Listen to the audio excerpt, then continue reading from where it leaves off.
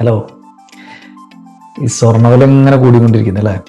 സ്വർണ്ണവില ഇങ്ങനെ റോക്കറ്റ് പോലെ കുതിച്ചുകൊണ്ടിരിക്കുകയാണ്. അപ്പോൾ ഈ സ്വർണം വിറ്റ ആളുകൾ സങ്കടപ്പെട്ടുകൊണ്ടിരിക്കുകയാണ്. അഥവാ അത് കുറച്ച് കാലങ്ങൾക്ക് മുമ്പ് നമ്മൾ എന്തെങ്കിലും ആവശ്യത്തിന് വേണ്ടി, അത്യാവശ്യത്തിന് വേണ്ടി സ്വർണം വിറ്റവർ ഇപ്പം ഇന്ന് ആലോചിക്കുന്നത് അന്ന് വിറ്റില്ലായിരുന്നെങ്കിൽ ഇന്നിപ്പോൾ അത് ഞാൻ ലക്ഷപ്രഭു ആയനെ എന്ന് ചിന്തിക്കുന്ന ആളുകളുണ്ട്. പക്ഷേ നമ്മളൊരു കാര്യം ചിന്തിക്കേണ്ടതേ, അന്ന് നമ്മളത് വിറ്റത് അതെന്തിനായിരുന്നു?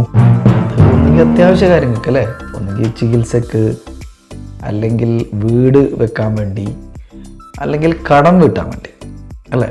ഇങ്ങനെയൊക്കെ അത്യാവശ്യ കാര്യങ്ങൾക്കായിരിക്കും നമ്മൾ വിറ്റിട്ടുണ്ടായിരിക്കുക. പക്ഷെ അതിനോർത്ത് പിന്നെ സങ്കടപ്പെടേണ്ട കാര്യമുണ്ടോ? കാരണം നമുക്കതൊരു അത്യാവശ്യം ആ കാലത്ത് നടന്നില്ലേ. അത് ചെയ്തില്ലായിരുന്നെങ്കിലുള്ള അവസ്ഥ എന്തായിരിക്കും? മനസ്സമാധാനം കൊണ്ട് ഉറങ്ങാൻ പറ്റുമോ? അപ്പോൾ അങ്ങനെ ഒരു മനസ്സമാധാനം എന്ന് പറയുന്ന സാധനത്തിന് നമുക്കതുകൊണ്ട് കിട്ടി.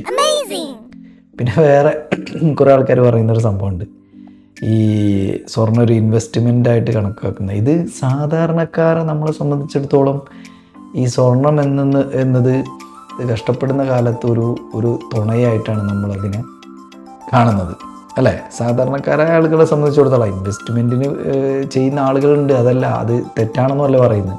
പക്ഷെ ഒരു സാധാരണക്കാരനെ സംബന്ധിച്ചിടത്തോളം അത് നമുക്ക് ഒരു പ്രയാസം അനുഭവിക്കുന്ന കാലത്ത് ഒരു വലിയ ഒരു താങ്ങായിട്ടാണ് സ്വർണത്തിനെ എല്ലാവരും കാണുന്നത് അല്ലേ?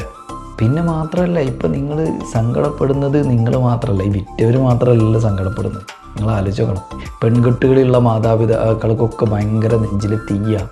കാരണം ഈ ഗോൾഡിന് ഇത്രയും റേറ്റ് കയറുമ്പോൾ എങ്ങനെ ഒരു 10 പവനെങ്കിലും കൊടുക്കാതെ എങ്ങനെ ഞാൻ എൻ്റെ കുട്ടിയെ പറഞ്ഞേക്കാം എന്ന് ചിന്തിക്കുന്ന ഒരുപാട് മാതാപിതാക്കളുണ്ട്. അപ്പോൾ അവരെ സംബന്ധിച്ചിടത്തോളം ഈ വിറ്റ ആൾക്കാരെ കണ്ണീരും അവരെ കണ്ണീരും നോക്കുകയാണെങ്കിൽ ഒന്നുമല്ല.